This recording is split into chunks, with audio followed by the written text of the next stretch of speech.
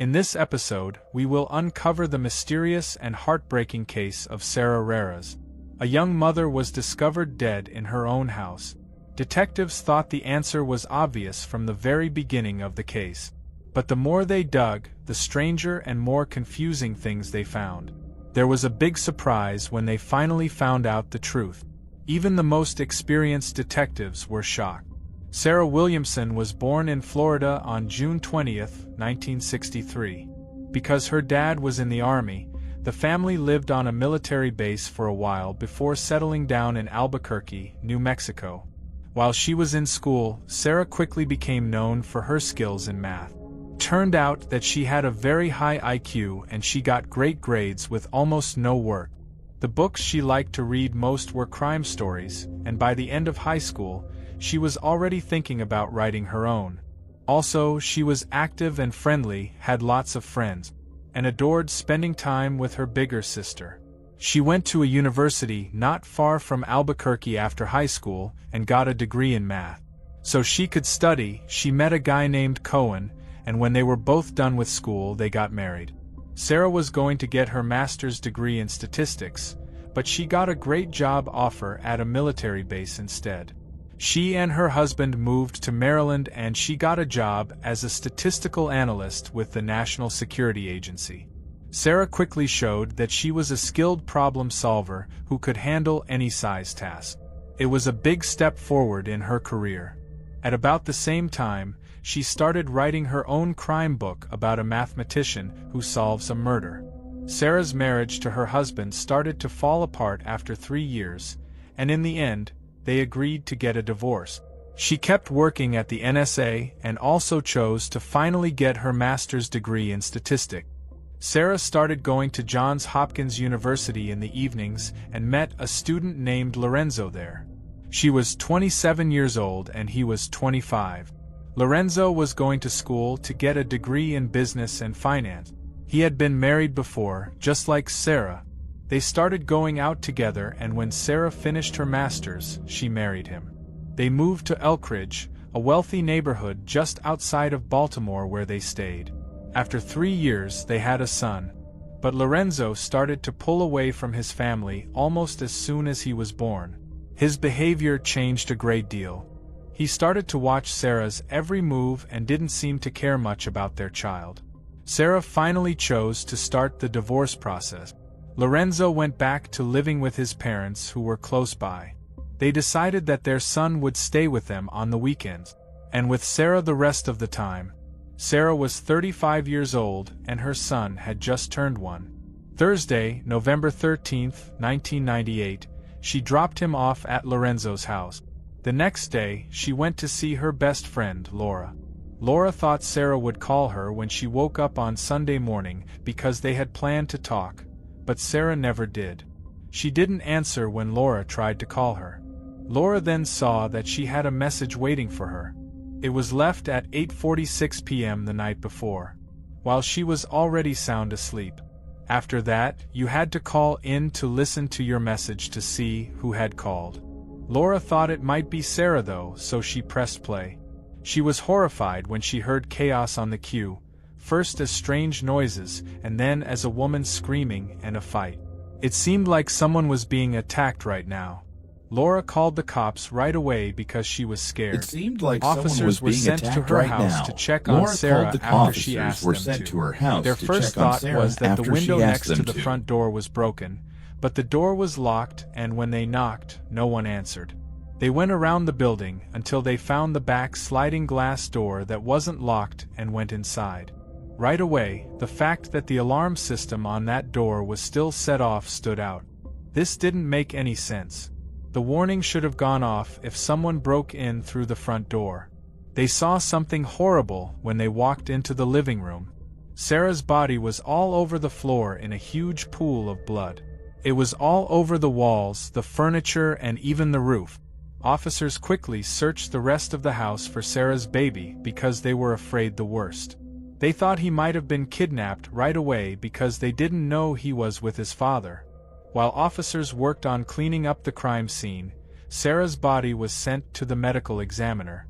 They knew right away that the killer had probably broken the front window to get in. Alarms were also wired to that window, but the sensor was on the frame, so it would only go off if the window was opened.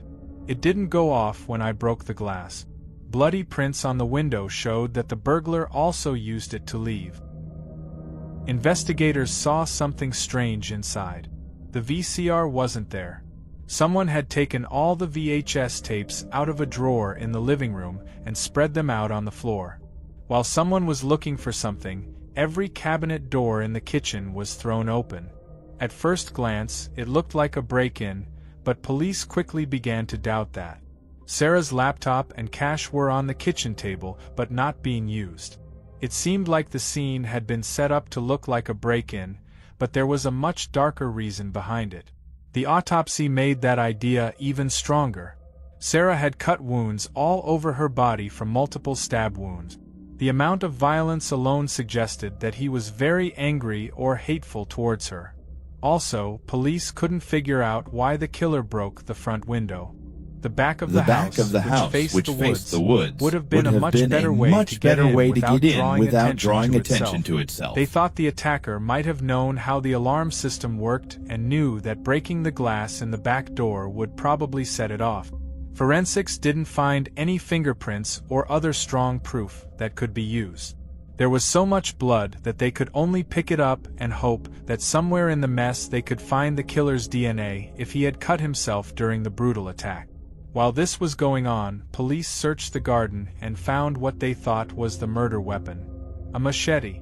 Later, forensics proved that Sarah's wounds were exactly the same as the ones on the body. While the experts looked at the proof, detectives made sure that Sarah's son was safe with his dad. Now that they didn't have to think about that, they talked to Sarah's family and friends. They wanted to know if she had been in any fights before she died. But every person said the same thing. Sarah was friendly and never got into fights with other people. The only person who wasn't was her ex-husband Lorenzo. Laura, Sarah's best friend, told the police that the breakup had been hard. Lorenzo's behavior changed a lot after their son was born. He used to take antidepressants, but after the baby was born, he stopped. After that, Sarah saw that he wasn't interested in spending time with her boy. That wasn't all, though. Lorenzo also became bossy and watched her every move. Sarah thought he was mad at her for spending more time with their baby than with him over time. After Sarah went back to work, Lorenzo began to say that she was having an affair with her boss. He even went to her place of work. Since she worked for the NSA, his claims led to a full-scale internal investigation in which dozens of employees were questioned. In the end, detectives couldn't find any proof to support what he said. Lorenzo still wouldn't let it go. He even pulled a gun on Sarah during one of their fights. That's when she lost it, and she asked for a divorce. He tried to hit her while she was holding their baby when he found out. Lorenzo grabbed the child and left as Sarah fell. After dropping the baby off at his parents' house, he told Sarah she had to sleep with him or never see her boy again. Sarah then went straight to the cops and got an order to keep him away, but nothing else happened. After that, she only saw him in court when they were fighting over custody or on the weekends when she took their son to Lorenzo's parents' house. Because the court said he had visiting rights, Lorenzo tried to get his son a passport so he could leave the country at one point, but the court stopped him. Later, Sarah's sister said that Sarah had called her the day before the murder and told her she was really scared of Lorenzo. Before the court made a clear decision about who would have custody of their son, she was afraid he would hurt her. Sarah even asked her sister to take care of the child if something happened to her. She didn't want Lorenzo to raise the kid. That was enough to make the police want to look into Lorenzo more. So they went to talk to him. When they told him Sarah had been found dead, he got down on his knees, put his hands over his face and began screaming. Investigators started to question him after he cooled down. Lorenzo denied having anything to do with it and suggested that they look into her boss, saying that Sarah was seeing him with someone else. He said he was at home that night and his whole family believed him. Detectives were aware the kind of excuse wasn't very strong. Family members could easily take care of him. Their DNA and fingerprints were taken and they looked for cuts that could have been caused by a fight, but he didn't have any. Then they got a warrant to search Lorenzo's house and car, but they found nothing. There was no blood, no shoes that matched the prints found in Sarah's house or any other proof that he did it. Lorenzo got a strong defense lawyer in the end, which made the detectives change their aim. They went to see Sarah's old boss, but he had already left the NSA and moved away by that time. When the NSA found out that Sarah had been killed, they sent their own team to work with the local cops to look into the case. When they talked to Sarah's old boss, he claimed again that their relationship had been strictly business. That night of the murder, he said, he was having dinner with friends in a different state, and that story matched up. The message Sarah left for her friend during the attack was the only real lead the police had. So they tried to get more information from it. They thought they heard the killer's voice, but they heard something else. Police thought they could hear Sarah screaming the name Mike after the tape was cleaned up. That was a red flag right away because Lorenzo's brother was named Michelangelo, but went by the name Mike. He said that he was home the night Sarah was killed because he lived with Lorenzo and their parent. Detectives started to think that Mike might have killed the child himself, maybe to keep the kid in the family. He said he couldn't hear his name on the extra tape when they played it for him while asking him. To be fair, the idea was already questionable because the recording was so fuzzy that you couldn't make out any clear words even after it was cleaned up. Mike said he had nothing to do with the killings. While they were questioning him, however, officers saw that he was clearly shaking. When they drove him home, he threw up as soon as he got out of the car. Since everything seemed fishy, the head detective gave him his number and told him to call him if he ever was ready to tell the truth. Lorenzo's lawyer, on the other hand, called the cops and told them that from now on they could only talk to his brother when a lawyer was present. After that, police checked out Sarah's first husband and Lorenzo's ex-wife, but neither was found to be involved. The police asked Lorenzo's ex-wife if she would be willing to help them, and she said yes. Her phone was tapped by the police, and she called Lorenzo. She tried very hard to get him to say something new, but he stuck to his original story and insisted he had no idea who killed Sarah. There was another idea that had to do with Sarah's job at the NSA. Detectives couldn't say for sure that this wasn't a reason because she had access to secret information. A special NSA team looked into it, though, and came to the conclusion that her work had nothing to do with the crime. The lab finally finished going through all the evidence from Sarah's house a month after the murder. In 3 different blood samples, they found DNA from a man who had not been named. Detectives matched it to Lorenzo's DNA right away, but to their surprise, it didn't match. His brother and father were the same way. The blood didn't come from any of them. Police were shocked by this turn of events because they were almost certain Lorenzo was involved. But now that the DNA pointed to a different man, it wasn't so clear that he was guilty. There were no other clues, so it was impossible to figure out who the real killer was. The case didn't move for months. The police kept looking, even checking the area for known repeat criminals. But nothing was found. After that, they sent the voicemail tape to the FBI where professionals could clean it up better. It turned out that Sarah hadn't said anything about Mike. There was only a scream that kept going for 7 months until the case took a shocking turn. All of a sudden, the lead officer got a call from the Baltimore County Police Department on June 1, 1999. A police officer told them that one of their prisoners had just admitted to killing Sarah. Ardale Tickles, 19, was the prisoner. He had been caught 3 months before for robbing a McDonald's with a gun. He told his cellmate that he had killed a woman in her own home while he was in jail waiting for his trial. The cellmate quickly made a deal with the police, put on a wire and began asking Ardale about the murder. Ardale said he got into the house through a window and used a knife to hurt the victim. The way he talked about her injuries made it clear to the police that he was talking about Sarah. In fact, he told me the exact date and time of the murder. He told everyone that he wanted his victim to suffer as much as possible and that she died while he hid her. Ardell finally gave a killer answer when his cellmate asked him why he did what he did. His ex-coworker paid him $5,000 to kill her, he said. Investigators were sure he wasn't lying when he said he was the killer. In his statement, he said things that had never been made public before. The chief officer went straight to the jail to talk to him. He told Ardell that he would be charged with first-degree murder and made it clear that they already had a taped statement of his, so he should start talking. Ardell didn't say anything wrong. He said he killed the woman even though he didn't know her name. He also said he didn't feel bad about what he did because he thought Sarah was a bad person. He said that the person who hired him the first time told him that Sarah had spit in the face and pushed a pregnant black woman down a flight of stairs. Ardell also said that he only got $3,000 instead of the $5,000 he was promised, but he didn't care about the money as much as punishing her for what he said she did. At that point, the police put out 3 pictures of Lorenzo, his brother and his father. They then asked Ardell which one of them hired him. Ardell was shocked that he didn't know any of them.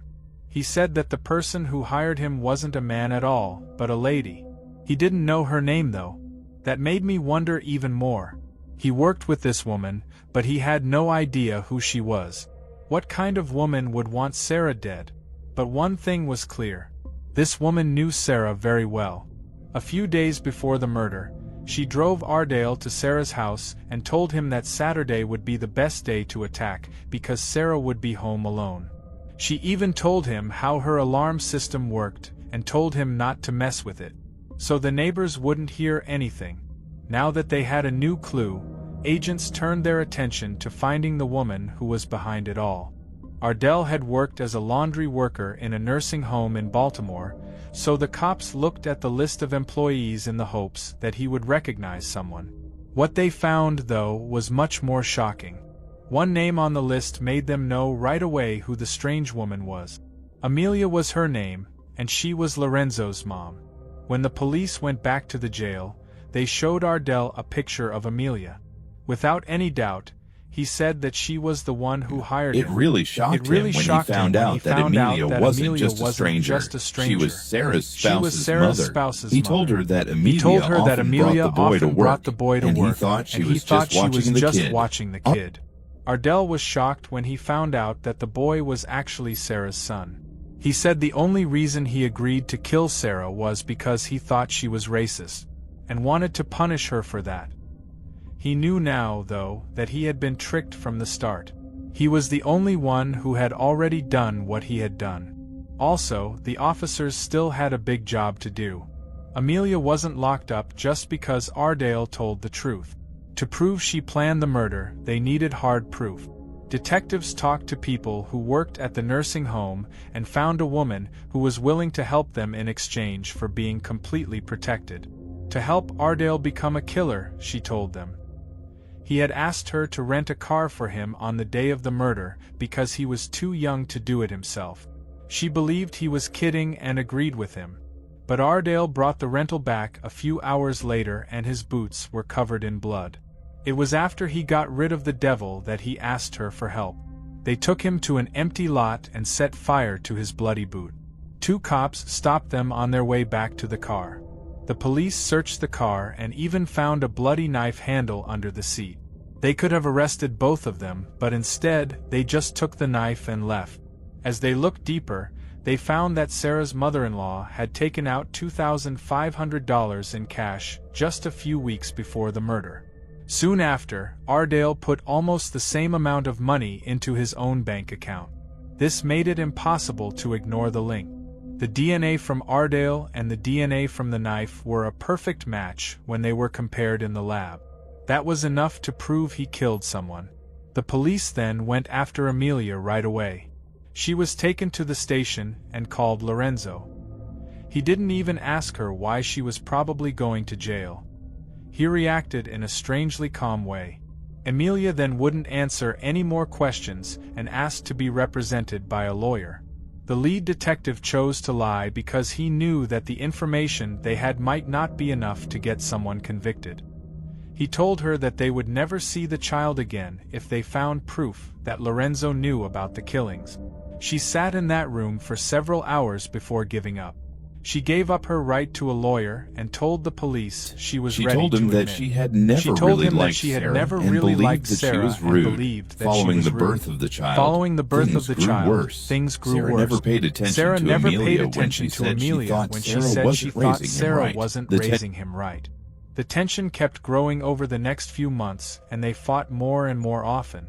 Amelia was scared she would never see her grandson again when Sarah finally filed for divorce. That's when she lost it. She wanted to get back at Sarah, but she said she never meant for Sarah to be killed. Amelia says that she quietly told Ardell at work how upset she was, and he told her she needed to get back at Sarah for being rude. He even said he would help and take care of it. Amelia said Ardell told her he was just going to scare Sarah by throwing rocks at her house.